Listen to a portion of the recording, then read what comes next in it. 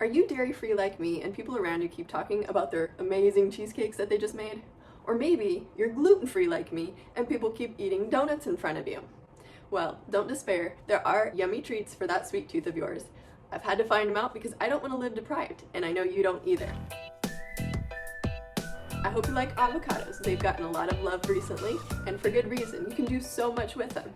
Back when I used to be able to have cocoa, which is now on my food intolerances list, I used to take an avocado, pit it, put it in the food processor, and maybe add some vanilla with a couple tablespoons of honey maybe, and blend it up for some really good chocolate avocado pudding, and my kids even loved it. So I was really sad when I found out I couldn't have cocoa anymore. Well, now what I have instead is a copycat version of key lime pie. Well, the filling anyway. Let me show you how I do it, and I hope you'll enjoy it just as much as I do. So I've got here maple syrup. Getting this from Costco I found is the cheapest. It's like at least $2 cheaper than anywhere else I found. Then I got this at Big Lots. It is unsweetened shredded coconut. And then organic lime juice, I think from, maybe this was Whole Foods, I don't know. I keep some of this just for this. So you take your avocado, slice it.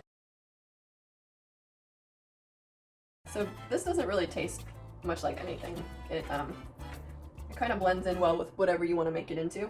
So that's why it works well for that chocolate avocado pudding and for this. So kind of just mash it up. You'll add the lime juice. Let's see. Yeah, maybe add about a tablespoon. You can tweak it if you taste it and you think it needs more. And then I add about the same of maple syrup. A tablespoon, maybe 2.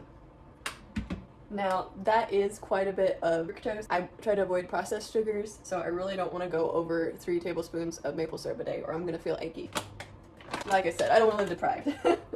Then I'm going to add a few shakes of this, probably like a tablespoon and maybe and a half.